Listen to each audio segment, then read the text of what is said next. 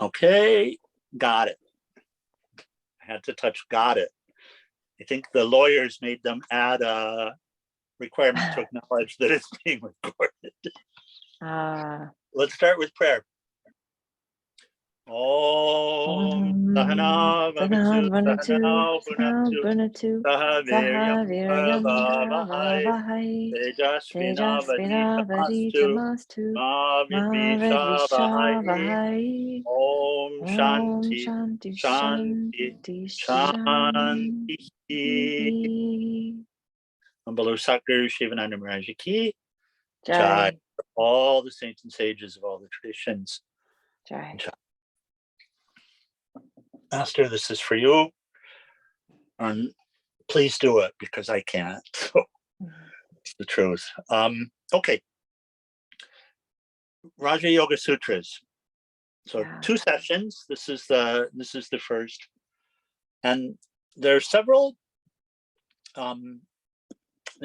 texts. Raja Yoga Sutras is one of the more translated and commented texts or shastras or scriptures in the yoga tradition. One of the more, and I'm going to recommend a couple because I'm familiar with them as we began. And the one I'm adding to the list is Swami Vivekananda's Raja Yoga, which who's there? Oh, welcome. Welcome. Hi, Swami. So Hello, good dear. to see you. So good to see you. Thank you for joining us. Jai, I'm very happy you're able to join. Gayatri, do you have a copy of Vivekananda's? I believe I have the digital download. Okay. Very good. Yeah. Very good.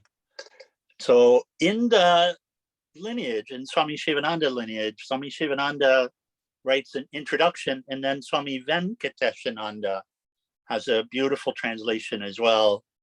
And then Swami Satchidananda, and that's the one that we've used quite a bit in the past, which he calls Patanjali Yoga Sutras. So we'll have some introduction, and I'm actually going to follow along a bit the flow of Swami Vivekananda's book.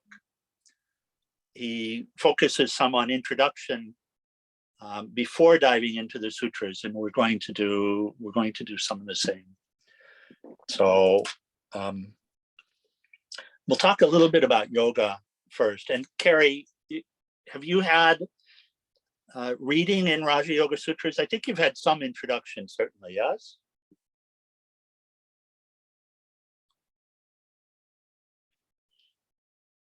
Okay. I'll leave the question unanswered for now. By the way, for all the participants, muted is good, and then just... I'm sorry, I forgot I was muted, but yes, okay. Some introduction. Some introduction, okay. Yes, apologies. Very good. You know, it's yoga, of course, and I say of course, but in the West, we tend to think of yoga as a set of exercises, as some sort of a physical practice. It's very interesting that that's what took hold when yoga came to the West, because the early teachers really focused very little on the physical practice. Swami Vivekananda, very much so, and Swami Vivekananda, of course, was the first yogi to come to the US, as far as we know. And he stayed for a few years and then traveled to Europe. And then we had others who came, and then Yogananda, who came in the 30s and stayed and taught what we call Kriya Yoga, which is really Raja Yoga. So yoga means union, and it's a very specific type of union. The word yoga comes from Sanskrit, and it means to yoke, as in the yoke between the driver of the ox cart and the ox. So it is to bind or to connect, and in this case, to one's highest self. we say alignment. We'll commonly say alignment between body, mind, soul. Really, it's alignment between I and the capital S self, or God, union. It is as opposed to boga. And of course, everyone has heard the term yoga, and no one hears the term boga. But boga is the life that we live in the world, the worldly life, where we believe that happiness exists just around the corner, somewhere in the future, someplace other than where I am. Something, some object, some experience will give us happiness, and we live this life in order to come into union with experiences or things or people, places, etc. And the meaning of boga is this. There are two types of union. The first union is union with sense objects, and the second union is union with the absolute, or with the self. And the first is called boga, the second is called yoga. There's said to be 4 paths of yoga. Some would say 5. Some will include hatha yoga as its own path. And those are the path of the heart, or bhakti yoga, the path of the mind, or jnana yoga, philosophical path, the path of the hands, or karma yoga, and then what is called the royal path, or the path of meditation, or of control of the mind, or we can say upliftment of the mind as well, Raja Yoga, or the yoga of concentration. The Raja Yoga Sutras have to do with this, with the path of concentration. It's attributed to Patanjali, Bhagavan Patanjali, the great sage. And I'm going to use some of Vivekananda's introduction as we get going. And this is directly from the book. He has in the very introduction this statement. He says, each soul is potentially divine. And sometimes we'll hear essentially divine, and this is Ramakrishna, and there's a very specific reason for saying this, because the divinity is here. The question is whether we bring it forward in this life or not. He says the goal is to manifest this divinity within by controlling nature, external and internal. Do this either by work, and this is the path of karma yoga, or worship, bhakti yoga, or psychic control, Raja Yoga, or philosophy, Jnana Yoga, by one or more or all of these, and be free. This is the whole of religion, he says. Doctrines or dogmas or rituals or books or temples or forms are but secondary details. And I'd like to read and offer the preface as we begin this. He says, since the dawn of history, various extraordinary phenomena have been recorded as happening amongst human beings. Witnesses are not wanting in modern times to attest such events, even in societies living under the full blaze of modern science. The vast mass of such evidence is unreliable, coming as it does from ignorant, superstitious, or fraudulent persons. In many instances, the so-called miracles are imitations. But what do they imitate? It is not the sign of a candid and scientific mind to throw overboard anything without proper investigation. Surface scientists, unable to explain the various extraordinary mental phenomena, strive to ignore their very existence. They are therefore more culpable than those who think that their prayers are answered by a being or beings above the clouds, or than those who believe that their petitions will make such beings change the course of the universe. The latter have the excuse of ignorance, or at least of a defective system of education, which has taught them dependence upon such beings, a dependence which has become part of their degenerate nature. The former have no such excuse. For thousands of years, such phenomena have been studied investigated and generalized. The whole ground of the religious faculties of man has been analyzed, and the practical result is the science of Raja Yoga. Raja Yoga does not, after the unpardonable manner of some modern sciences, deny the existence of facts which are difficult to explain. On the contrary, it gently, yet in no uncertain terms, tells the superstitious that miracles and answers to prayer and powers of faith, although true as facts, are not rendered comprehensible through superstitious explanations, attributing them to the agency of a being or beings above the clouds. It declares that each man is only a conduit for the infinite ocean of knowledge and power that lies behind mankind. It teaches that desires and wants are in man, that the power of supply is also in man, and that whatever and whenever a desire, a want, or prayer has been fulfilled, it was out of this infinite magazine that the fulfillment came, and not from any supernatural being.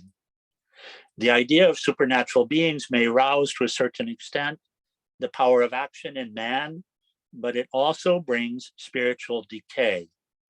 It brings dependence, it brings fear, it brings superstition. It degenerates into a horrible belief in the natural weakness of man. There is no supernatural, says the yogi, but there are in nature gross manifestations and subtle manifestations. The subtle are the causes, the gross are the effects. The gross can be easily perceived by the senses, but not so the subtle. The practice of Raja Yoga will lead to the acquisition of the subtle perceptions. We can add the practice of Raja Yoga, the understanding of Raja Yoga, and the experience through the practice is it takes one to a deeper level of seeing truth. All the orthodox systems of Indian philosophy have one goal in view: the liberation of the soul through perfection, and the method is yoga. The word yoga covers an immense ground. Both the Samkhya and the Vedanta schools point to yoga in some form or another. The subject of this book, Raja Yoga, is that form of yoga known as Raja Yoga. The aphorisms of Patanjali are the highest authority in Raja Yoga and form its textbook. The other philosophers, occasionally differing from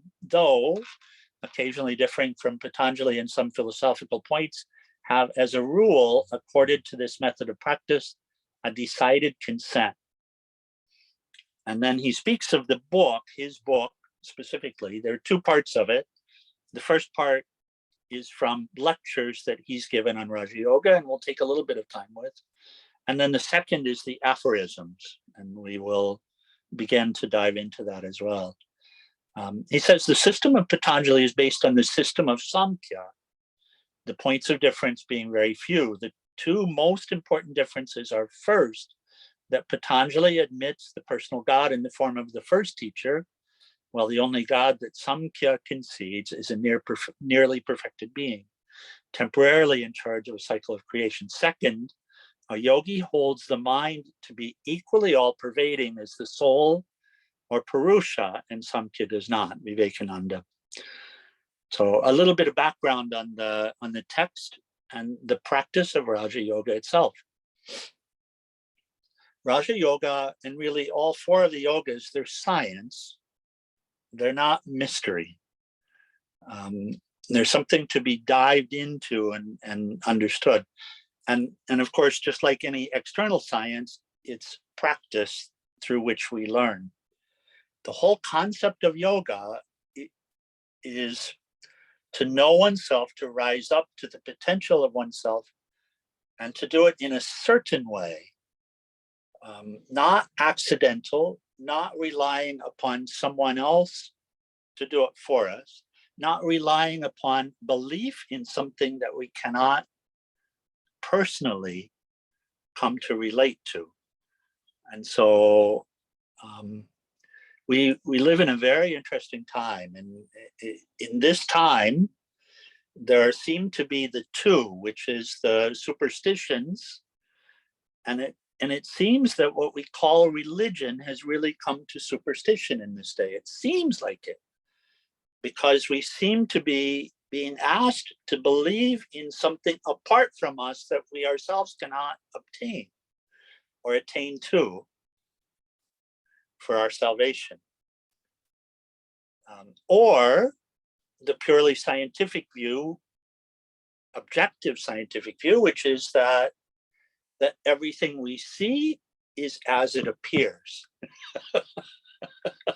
And so yoga charts a path in between those two, which is not relying upon superstition, but accepting that there is something beyond this physical universe.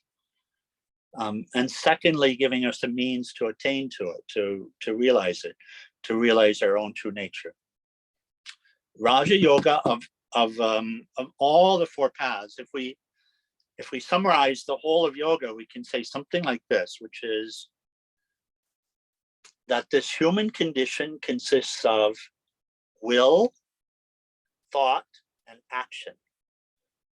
We will for something, and it's going to have to do with happiness, right? We wish to be happy. Is it so? We wish to be happy. Okay. And we feel apart from happiness. We long for it because it seems that we do not have it. And so we feel as it were apart from happiness or incomplete. And this is a common human experience, that we feel incomplete. There's an understanding that we come to in terms of why that is, but we have to accept that we feel it, that we feel incomplete, that we feel missing something. And will is coming from there, so we can say the heart. And then the thought is engaged, which is, what am I missing? Look and see in our own lives, if we ask ourselves this question, what am I missing? And once I have an understanding of what I think I'm missing, how will I get it? And so that's thought. And of course, that how will I get it is leading to the action, which is the getting of the happiness. And of course, the experience that we all have here is that we will, and then we think, and we do our best to go and get it, and that happiness is not the result, not the happiness that we wish. And so we continue, yes? We continue to go, and that's boga. And in yoga, we work with the same. We work with the will or the heart or the longing. We work with the thought and the nature of thought, and we work with action. Raja Yoga is specifically dealing with the linkage between all of this process, which is the mind, the thought, and focusing the thought inward instead of outward, and taking control of this thought so that we can guide it where we wish for it to go. And so it's a science. Okay. Within Raja Yoga Sutras, there are 4 padas. Pada translates to portion. Sometimes it's called books. And we'll explore the first 2 in these 2 sessions. The first is Samadhi pada, or the portion on contemplation. The second is Sadhana pada, or the portion on practice. And then the third and fourth, Vibhuti pada and Kaivalya pada, which have to do with accomplishments or experiences that will come as a result of the practice, and then absolute truth. Really, the practice of Raja Yoga is in the first 2. And we cannot separate the philosophy from the practice. We could say that the first portion, which we'll explore today, is the philosophy. But in fact, if we don't practice, we'll never understand the philosophy. So yoga is not about saying something if we don't understand it, or if we have not come to experience it. So we start the practice of yoga by saying, I don't know. That's a good Which is the place. best place to be. Yes. I don't know. It's the best way to begin. I don't know. And it's fine. I don't know anything. But we also begin yoga with the belief that there is something beyond this worldly life.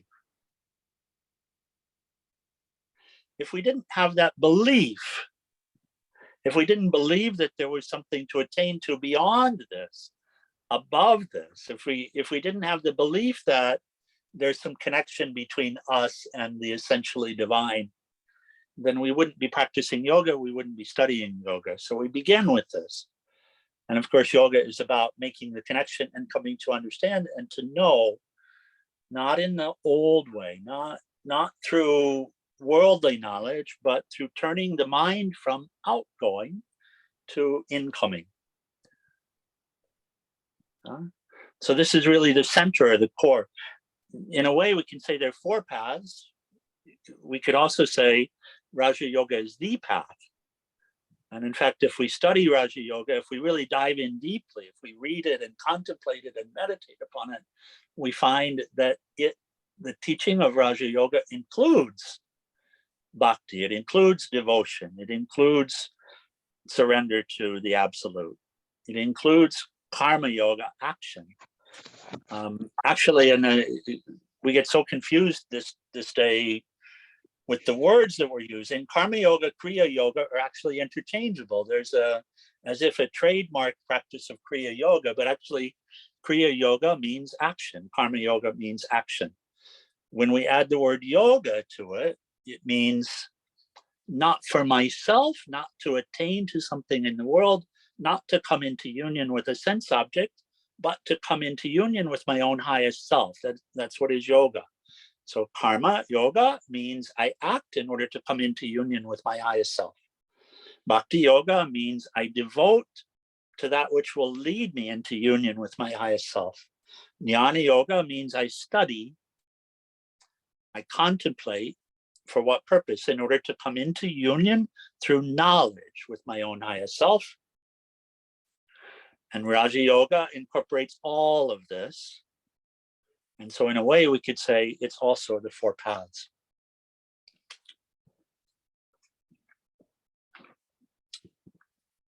So we're talking about knowing, but knowing in a way that we haven't known before. All of our knowledge is based upon experience. And all of us, until we come to yoga, until we really begin the practice of diving into the inner world, into the inner truths, we only have experience with things, places, people, things. And so we experience the sunrise, we experience the water, we experience the taste of honey, we experience each other, we experience the earth, we experience the other elements. And yet these are all out. These are in fact the gross form of the elements. In fact, we experience our own mind, our own thoughts, and yet we take ourselves to be experiencing something outside, further outside.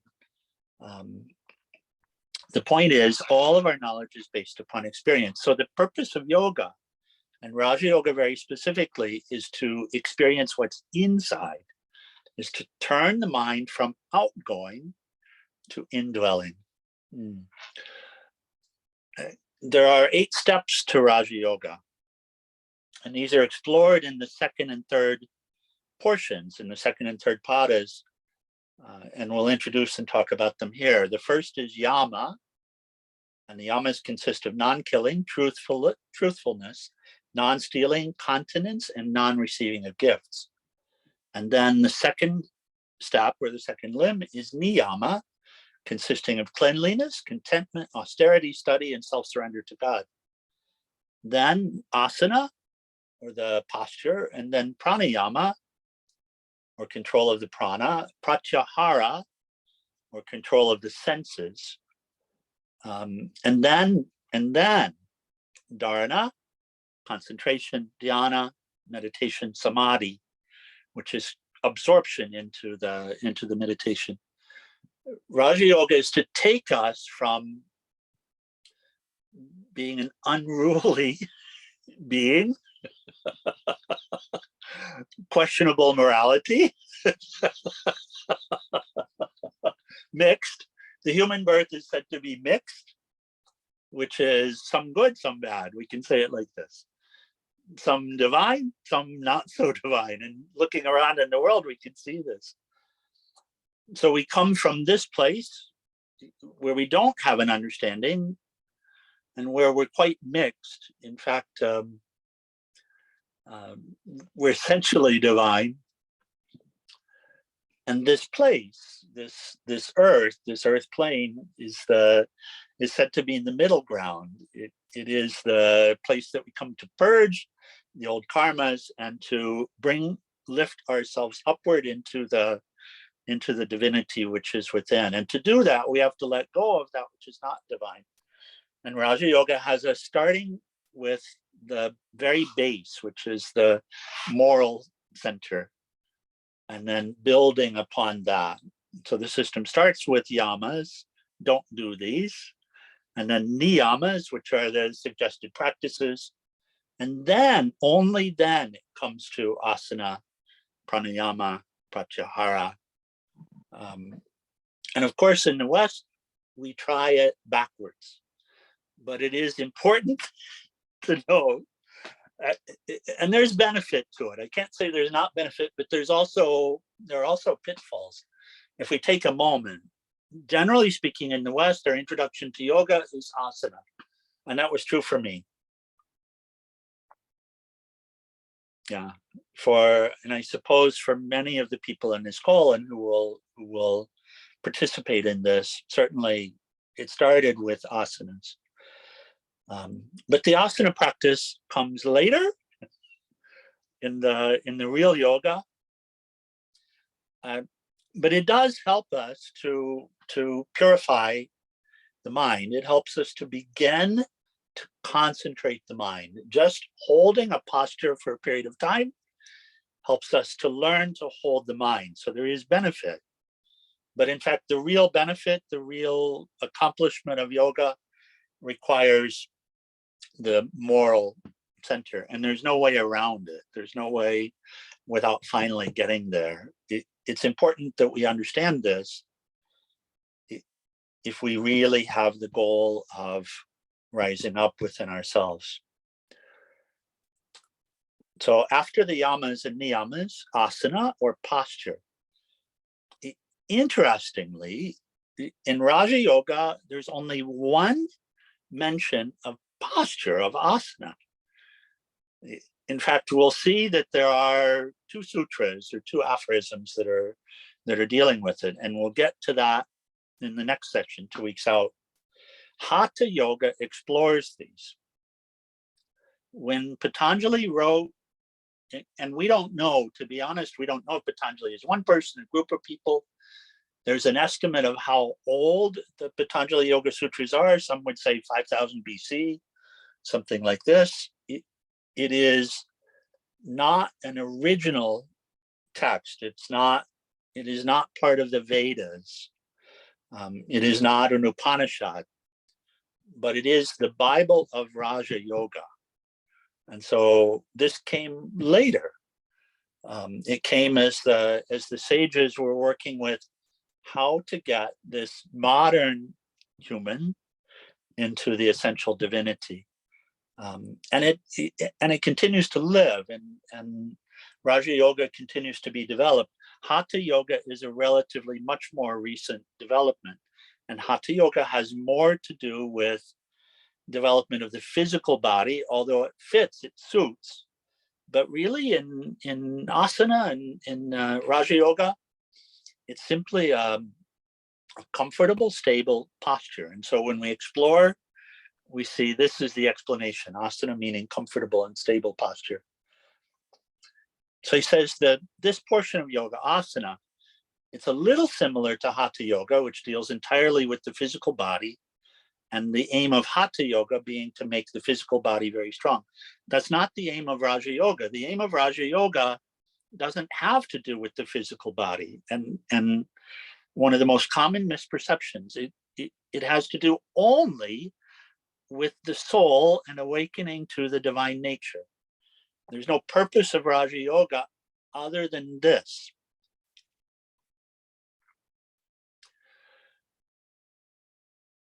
Swamiji speaks a bit here about practice, and I want to read a little of the point that he makes about practice. It says, practice is absolutely necessary. You may sit down and listen to me by the hour every day, but if you do not practice, you will not get one step farther.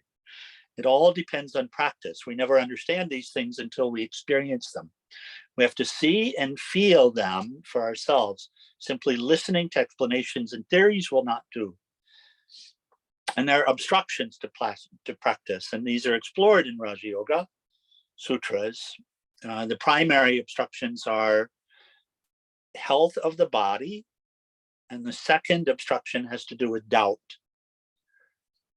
Now, wherever we are in terms of the health of the body, we can practice, but we face the obstruction, and Raja Yoga teaches us how to go beyond the obstruction. He tells a story. I want to share the story. He says, a god and a demon went to learn about the self, capital S self, from a great sage. They studied with him for a long time. At last, the sage told them, you yourselves are the being that you are seeking. Both of them thought that their bodies were the self. The demon went back to his people quite satisfied and said, I have learned everything that was to be learned. Eat, drink, and be merry. We are the self. There is nothing beyond us. The demon was ignorant by nature, so he never inquired any further, but was perfectly contented with the idea that he was God, and that by the self was meant the body. The God had a purer nature. He at first committed the mistake of thinking, I, the body, am Brahman. So let me keep it strong and healthy and well-dressed and give it all sorts of enjoyments. But soon he found out that that could not be the meaning of the sage, their master. There also must be something higher. So he came back and said, sir, did you teach me that this body was the self? If so, I see that all bodies die, but the self should not die. The sage said, find it out yourself. Thou art that. Then the god thought that the vital forces which work the body were what he meant by the self. But after a time, he found that if he ate, these vital forces remained strong, but if he starved, they became weak. The god then went back to the sage and said, sir, did you mean that the vital forces are the self? The sage said, find out for yourself, thou art that. The god returned home once more, thinking that it was the mind, perhaps, that was the self.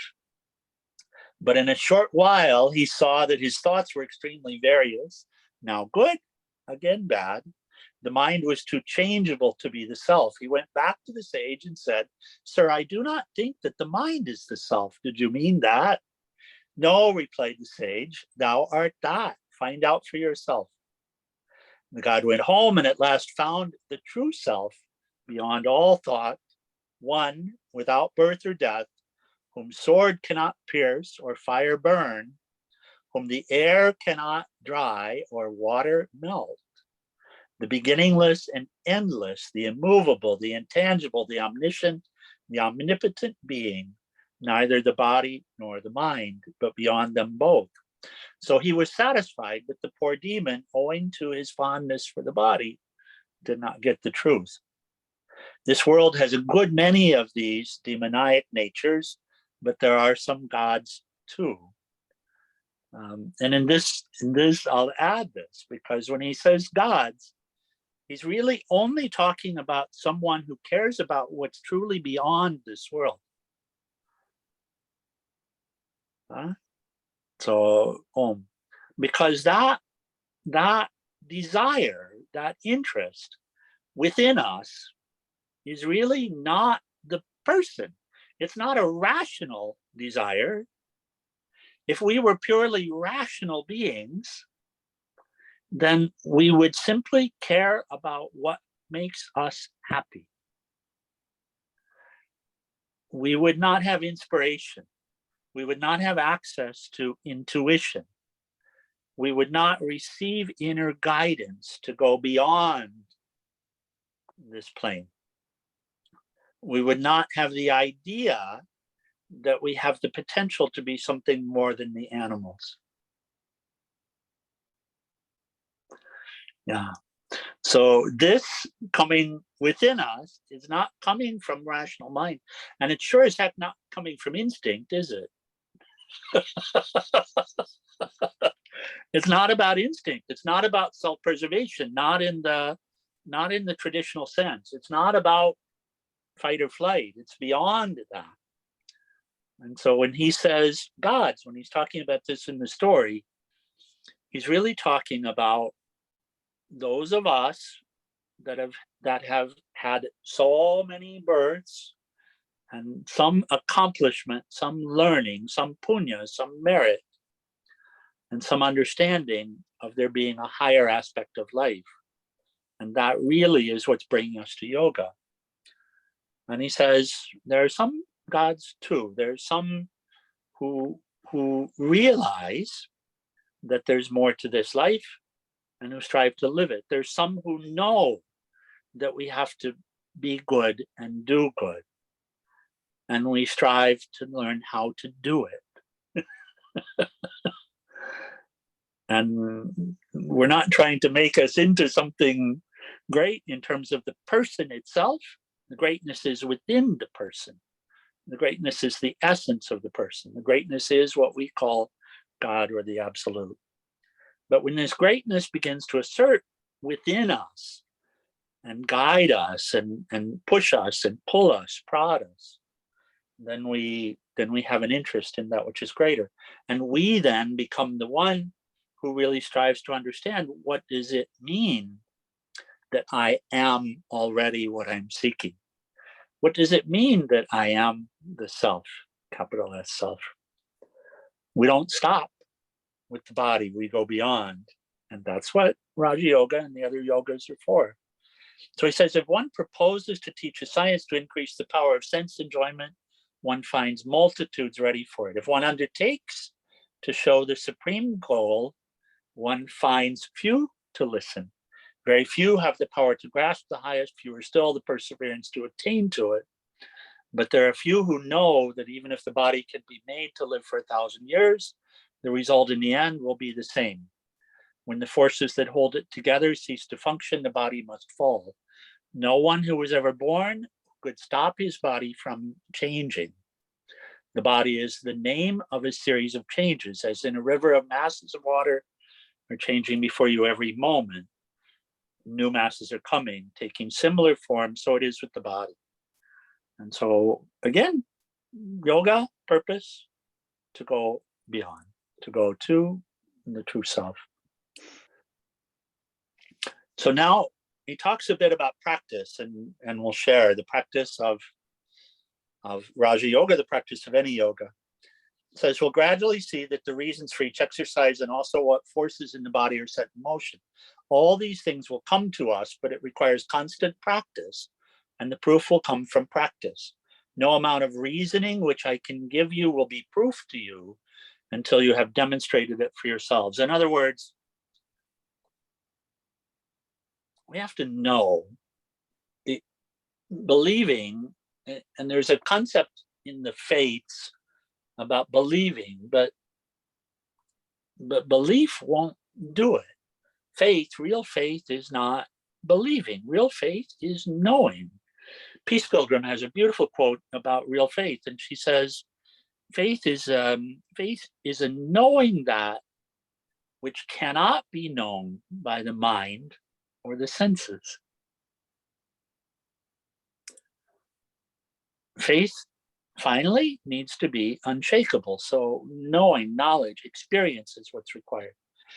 And the point that's being made here is that the practice of yoga, all of the paths of yoga, whether it's devotion or karma yoga or Jnana Yoga or Raja Yoga, all of them, if we practice, we're given experiences. And the experiences are otherworldly experiences. We've all had them. And through the practice, they come more and more. And these give us confirmations. These help us to know that something higher is true and to have a good understanding of what it is and how it works here.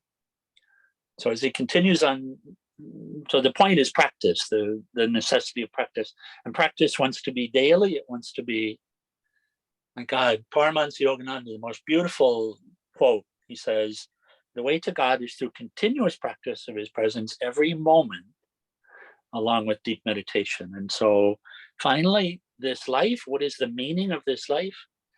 The meaning of this life is to realize who we are. And how do I realize? And this is expressed in Raja Yoga, we'll see as well. I realize through practice. How often? Every moment.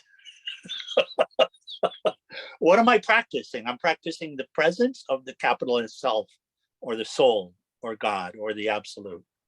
Not just something that's out there, but something which is not a thing, which is within me, which is my own essence and reality, which is the reality both inside and outside. So that's practice, and then renunciation, and we'll discuss. And he continues on practice. He says, those of you who can afford it should have a room where you can practice alone. Do not sleep in that room. It must be kept holy. You must not enter the room until you have bathed and are perfectly clean in body and mind. Place flowers in the room always. They're the best surroundings for a yogi, and have pictures that are pleasing. Burn incense morning and evening. And then for the practice, sit in a straight posture. The next thing to do is to send a current of holy thought to all creation as we begin the practice. Mentally repeat, let all beings be happy, let all beings be peaceful, let all beings be blissful. So do too the north, east, south, and west. The more you practice this, the better you will feel. You will find at last that the easiest way to make ourselves healthy is to see that others are healthy. And the easiest way to make ourselves happy is to see that others are happy. After doing that, those who believe in God should pray, not for money, not for health, not for heaven. Pray for knowledge and light. Every other prayer is selfish. Yoga is not just for people who believe in God. So he adds very specifically, because what we call God is superstition, generally speaking. We don't know. We talk about some being out there apart from ourselves. Yoga is about finding what truth is. And we have to find it within us in order to know it outside. Okay. So we're going to move into the text. And we'll cover some of the sutras.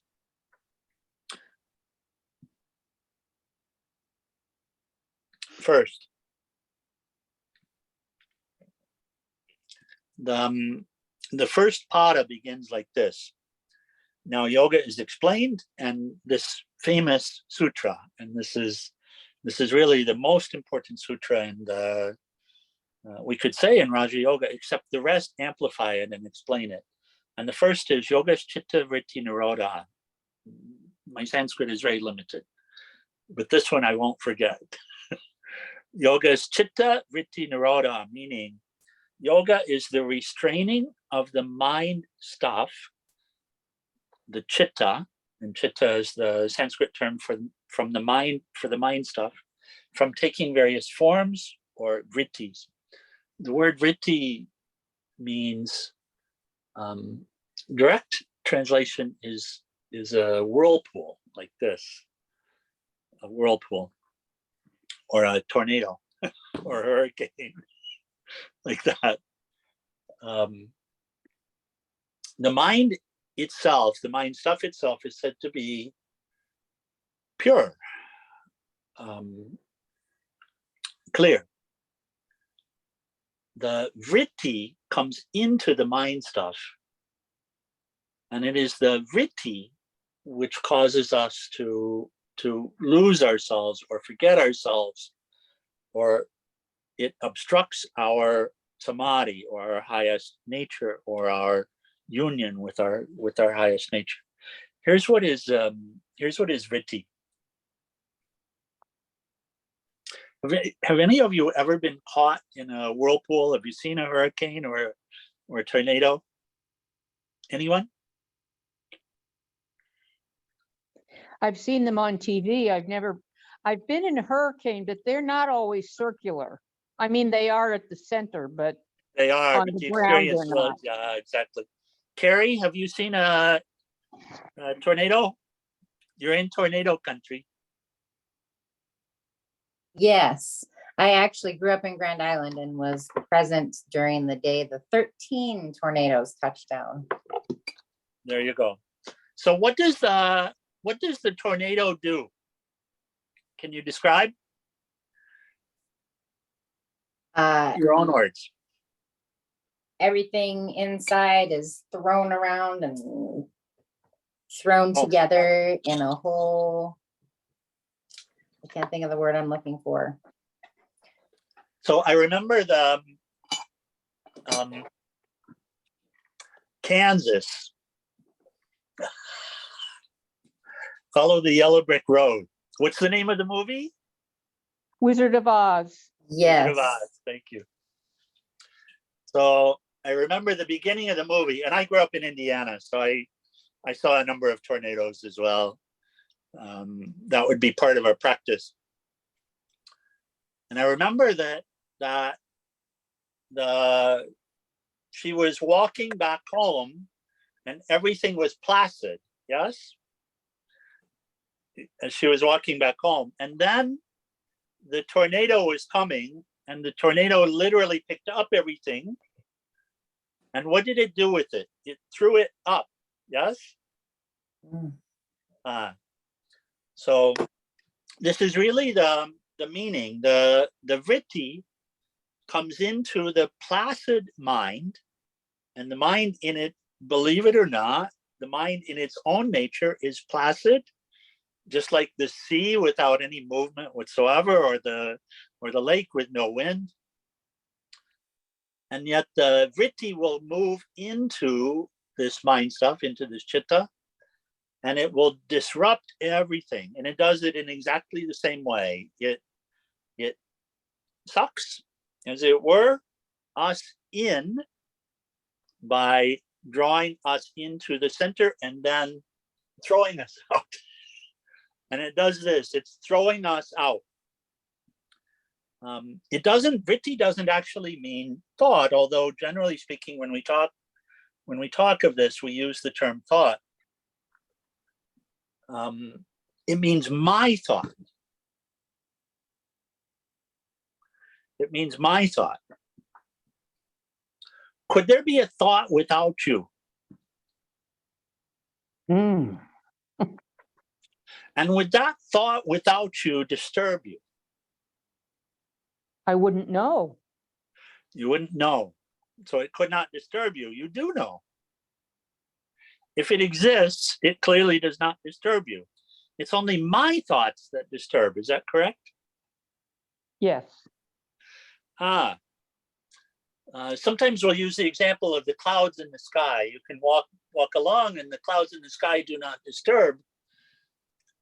But if I start to think about whether it's going to rain or not, I may find myself disturbed. Does that make sense? Yes. So I can see a person, but as soon as I start thinking about whether that person is going to disturb me or do something good to me, that makes it my thought. Yeah. So the operative word is my, and when we talk about vritti, to understand what vritti means, it really means I, me, mine. So, and here's the experience. And the experience is that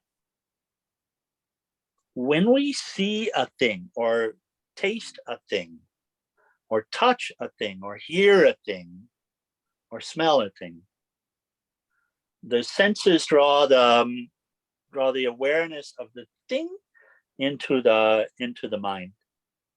And that's through a flow of prana.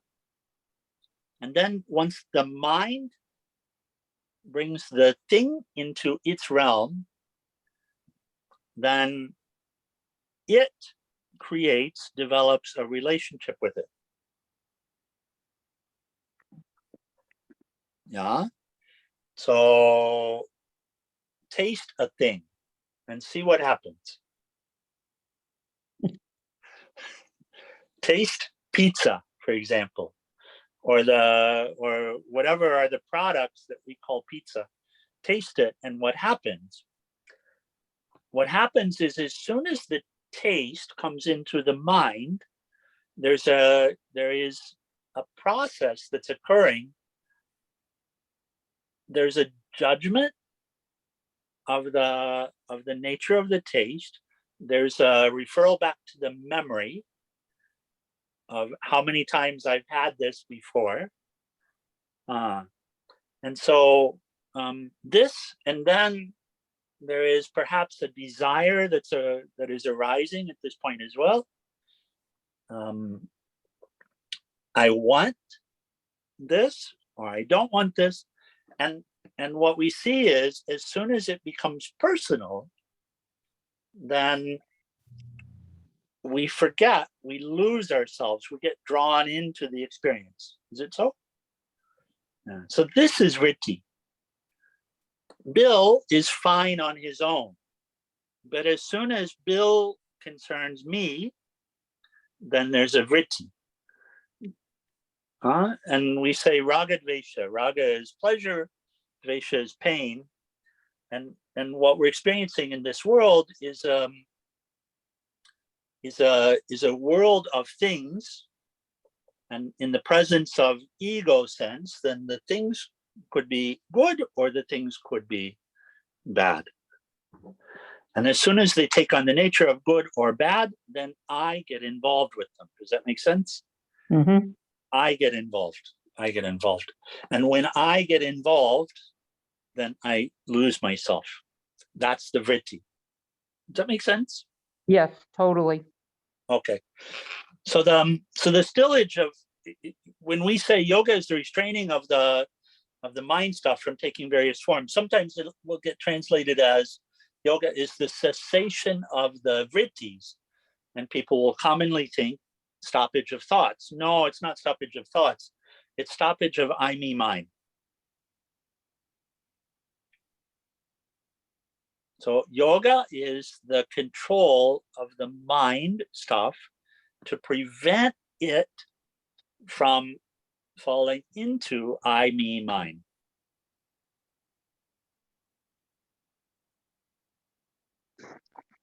It's the cessation of I, me, mine as a separate. It's the cessation of the delusion about needing something. And here, as we move on, here's what the text says. For the one who's able to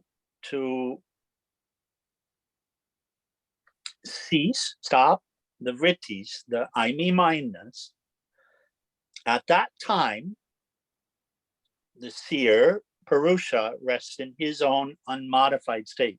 So that is yoga.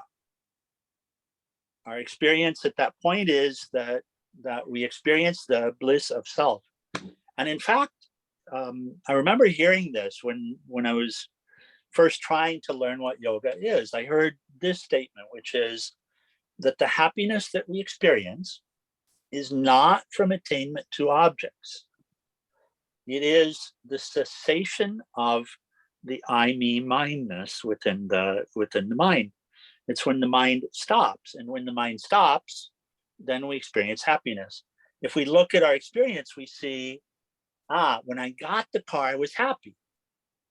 In that very moment, I was trying to get a car. I wanted to get a car. I had to strive in order to get it. Finally, I got it. And at that point, the mind was satisfied. There was no vritti.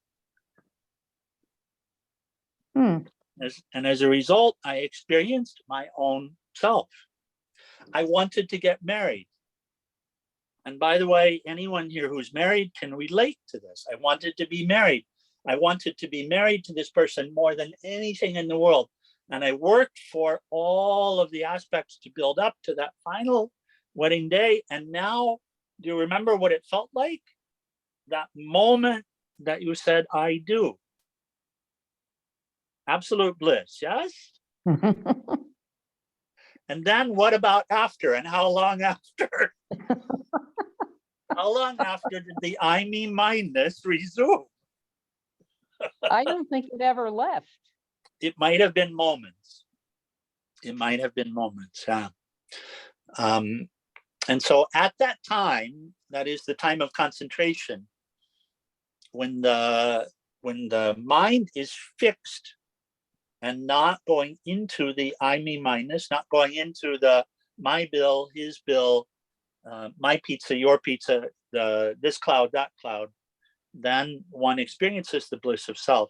And other times, that is when the mind is not concentrated, that is when the I, me, mindness, or the need to attain to something is once again prevalent, or the need to have or to avoid, then the seer is identified with the modifications. The text explores the modifications, and there are said to be 5. I want to close today's session, and we'll have some time for questions as well. We said that we're right at 1 hour, and we said we would focus on the text for an hour and then have the opportunity for questions and discussion.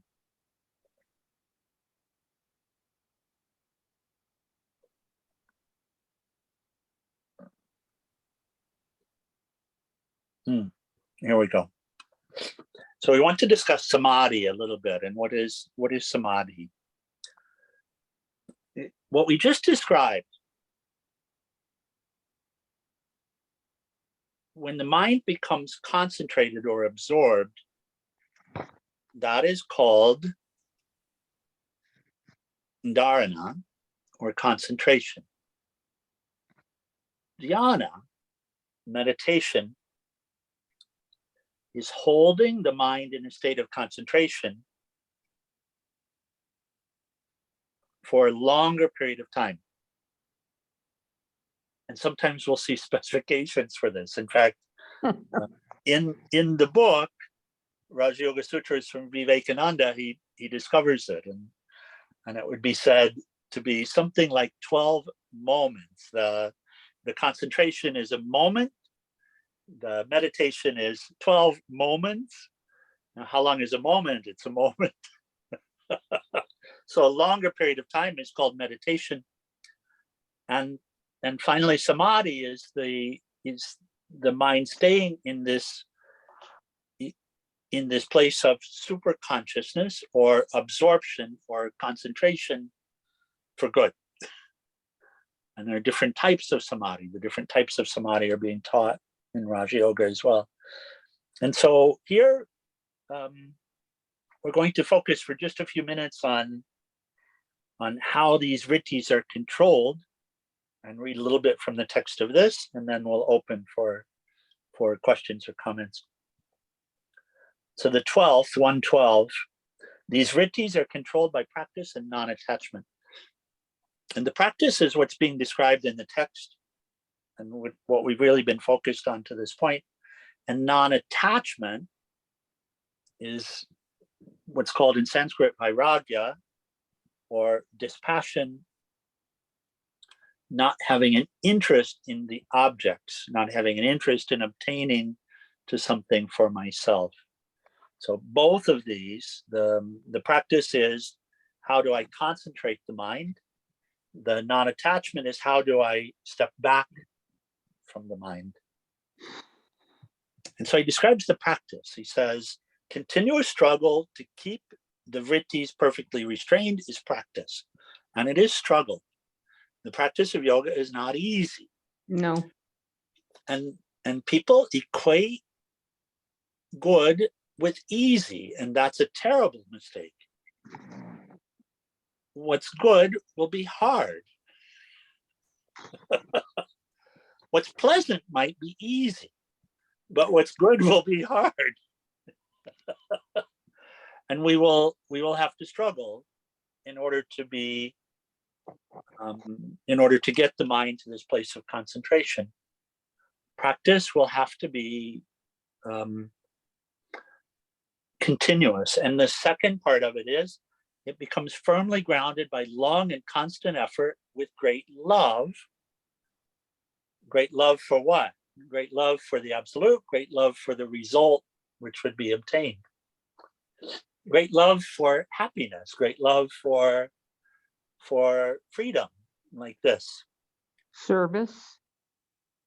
Service. So it becomes firmly grounded, this state of samadhi. Finally, we move from concentration to meditation to samadhi.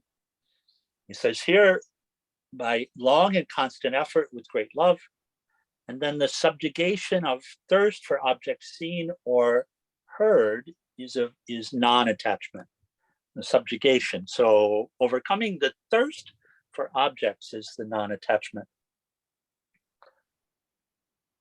Finally, the samadhi endowed with right knowledge is that which is attended by reasoning, discrimination, bliss, and unqualified ego. And then one more point that I'd like to cover here for this session, and that is Ishvara and relationship with Ishvara. Raja Yoga Sutras is a very interesting text because it's not, in most ways, we would say it's not a God-oriented text. In other words, devotion is extolled, but devotion is extolled as one of the avenues to concentrate the mind, not the only one.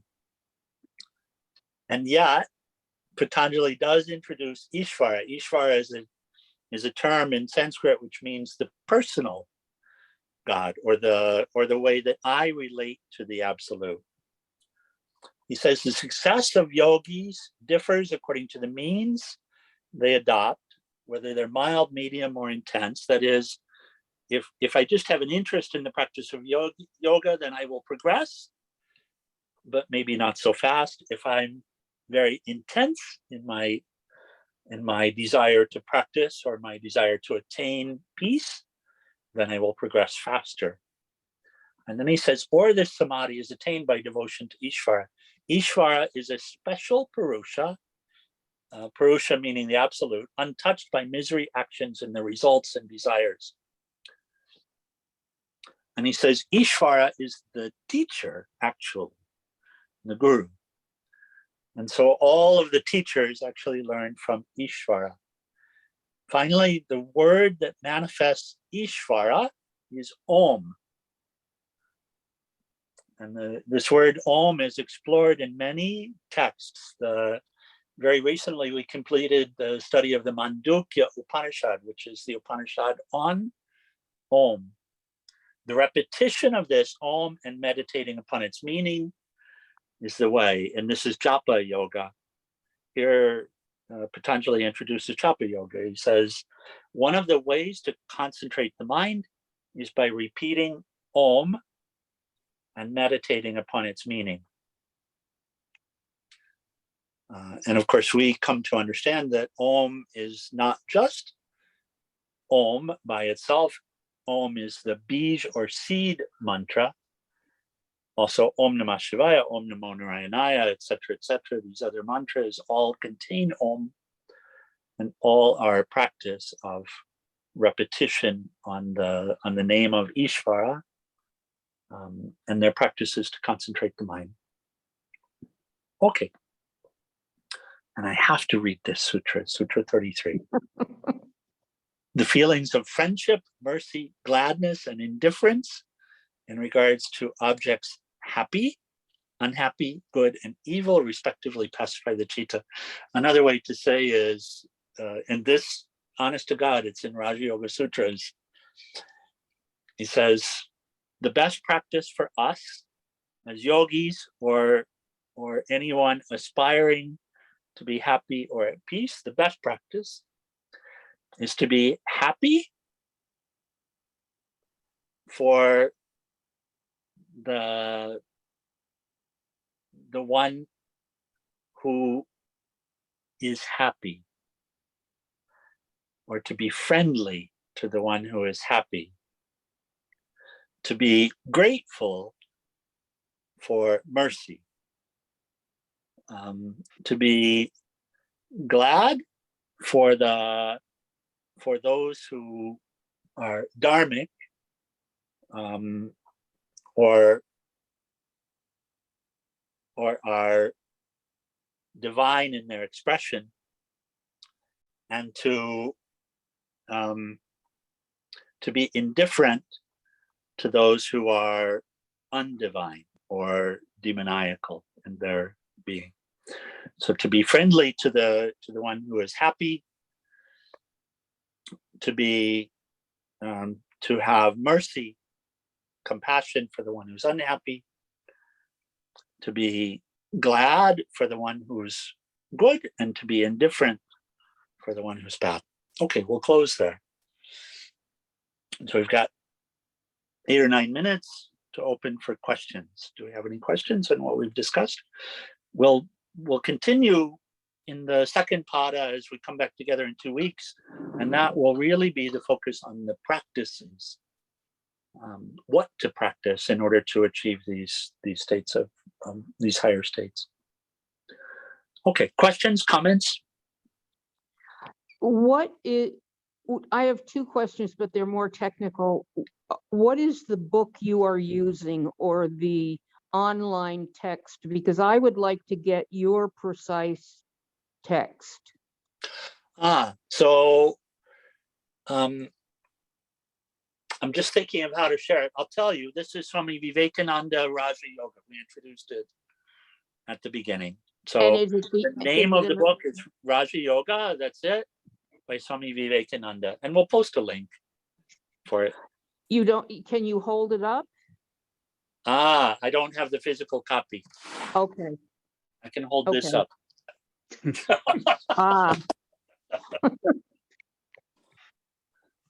But we'll give you the link, and it's available on PDF as well.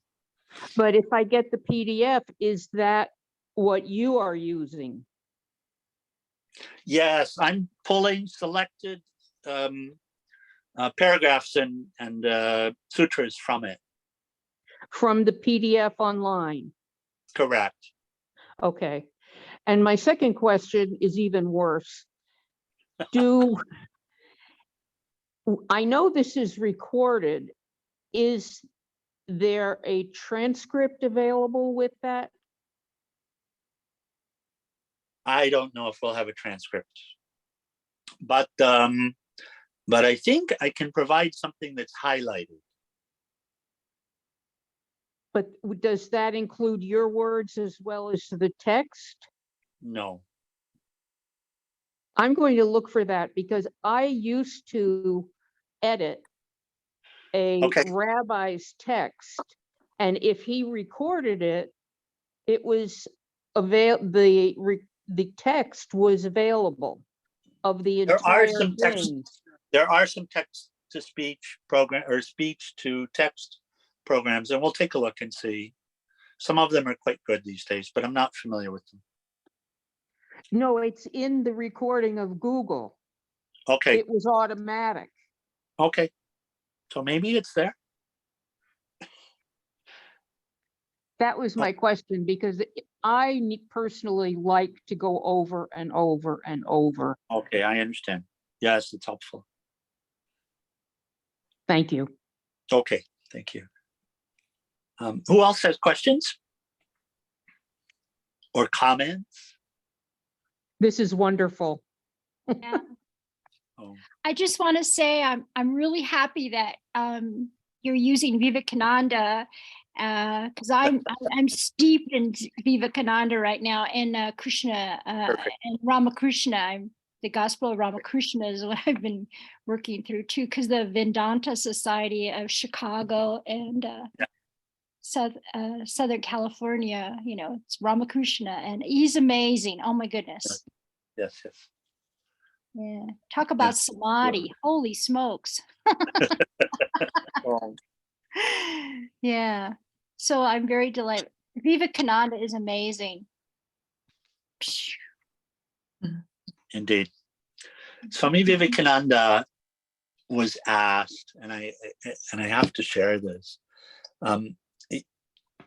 Swami Vivekananda, on his trip over to the US, he met some people, some of whom became devotees. But of course, he would have been traveling mostly with business people and the like. And something that was reported is he got into a discussion with someone.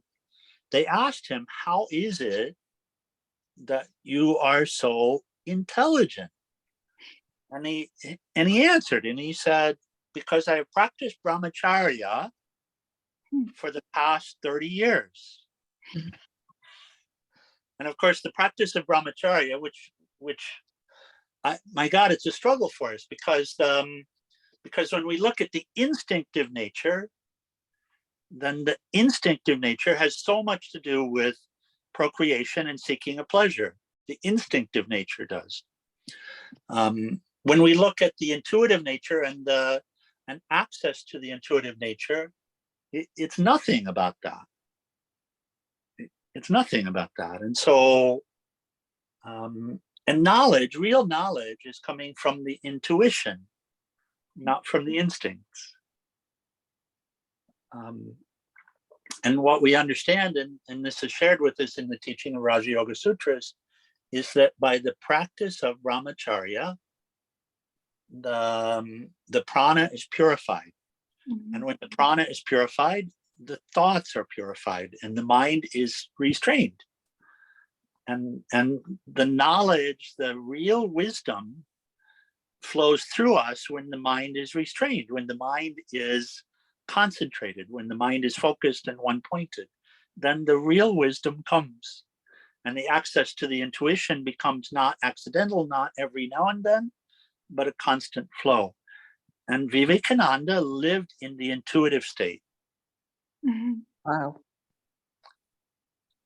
So he was in discussion with some of the disciples, and he wasn't boasting. He said, "Give me any text and I can memorize it, and I can tell you not just what the words are, but I can tell you the meaning."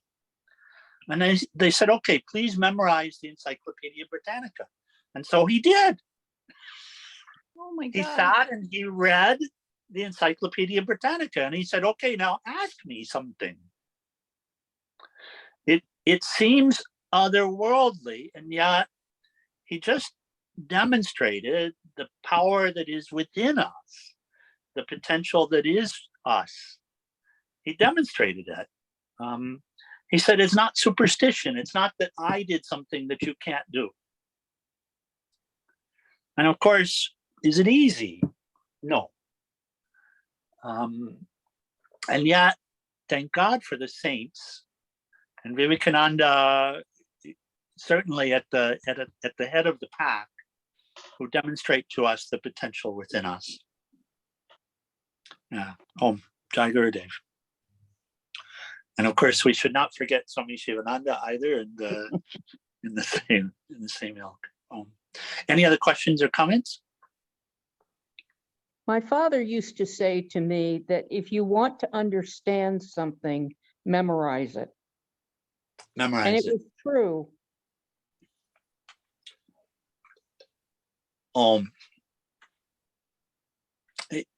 It's a part of it. And we could say beyond that,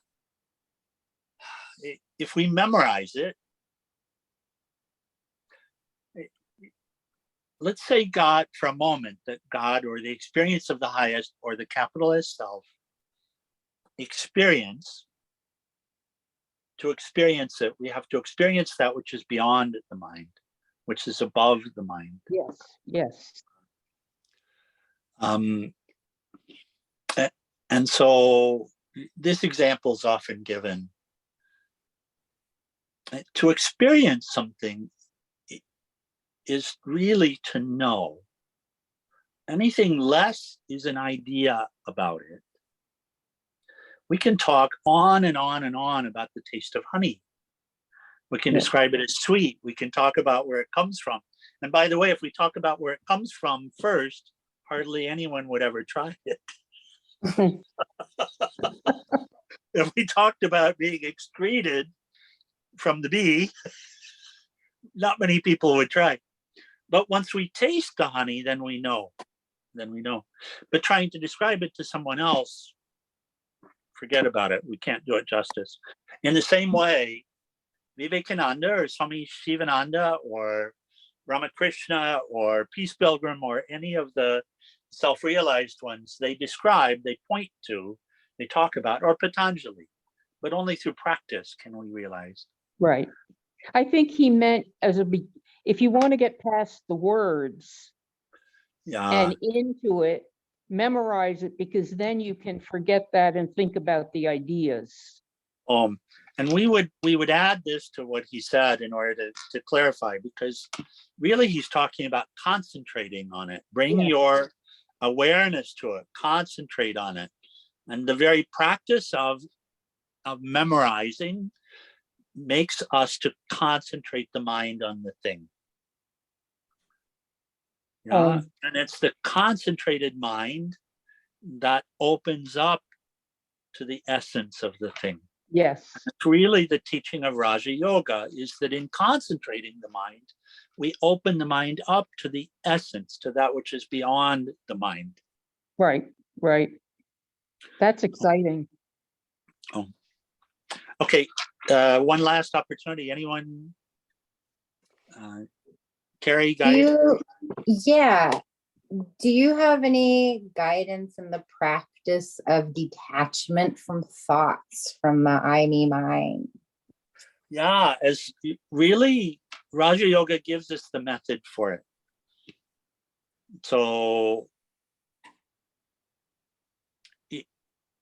here, Swami Sivananda summarizes this right. He says, serve, love, give, purify, meditate, realize. And we chant it, we sing it. You probably chanted it by now, right? Serve, love, give, purify, meditate, realize. Be good, do good, be kind, be compassionate. Adapt, adjust, accommodate. Bear insult, bear injury, highest sadhana. Bear insult, bear injury, highest yoga. Inquire, who am I? Know thyself and be free. Aum Tat Sat, Aum Tat Sat, Aum Tat Sat, Aum.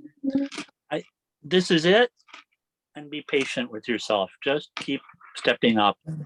What he's talking about are practices, and the fruit of the practice will be renunciation, relinquishment, but also there is a practice of stepping back. When we study Jnana Yoga, when we study the Upanishads, when we study Raja Yoga Sutras, what we're hearing and what resonates within us is, I am not this body, I am not this mind, I am not these desires, I am not separate, I am not alone, I am not incomplete. I don't have to seek happiness, I am already that which I seek. We hear it, and the very hearing of it and doing our best to practice what's coming from the scriptures, from the Shastras, that help the mind to concentrate, help us to step back. And so it's step by step. But carry the fruit of yoga, the fruit of it, the fruit of the practice, the fruit of the attempt to renounce and to step back, is the realization that I really doesn't mean this limited being. I'll share something. I had heard this first from Swami Sarvapriyananda. He says that the word I has three uses. The first use is before we realize the nature of self, when we're still caught up in delusion, we're constantly saying I, meaning this body, right? And then he says there are two more utilizations for it. The second is from the realized one, from the yogi, capital Y, who has realized the nature of self and realized that the I, the real I, is the same I of all. And so they'll use the term I, meaning not I in a limited sense, but I in the totality. And then he said the third use is from the realized one to have a conversation with us. As if it's an as if use, as if I were this. So recognize the goal, keep working towards it. That's it. Okay. Gayatri, anything? We'll close with prayer. I'd like to add just real quick. Carrie and I had a beautiful discussion today on Raja Yoga. We just didn't call it Raja Yoga. Okay. But I hope that through this discussion, you made that connection. Oh. One of the quotes that we talked about that we often hear is in yoga, we say, if you can control your breath, you can control your life. Yes. And when we hear that, practice every moment, the presence of the self, yes, renunciation. Yes. We can control our breath. We calm the nervous system. It's true. Rooted in the self and renounce the I, me, mineness. It's true. In the moment. Vivekananda and I reread Swami Vivekananda's over the last few days for inspiration, and it was very inspiring. He makes a point about prana and pranayama specifically, which is a good one to hear. Many of us will think in the practice of yoga that breath is prana and that it's breathing that is pranayama, but he makes the distinction. He says, actually, no. The practice of pranayama is the practice of controlling the energy, the prana, in the body. So that which is underlying the movement of the lungs. So it's not the breath, it is the breathing. Does that make sense? Breathing is the movement of the muscles within the body. To inhale, we control the diaphragm, and the control of the movement of the diaphragm is the control of prana or pranayama. It's not the breath itself, it's the breathing. So yes, through control of the breathing, the prana is controlled.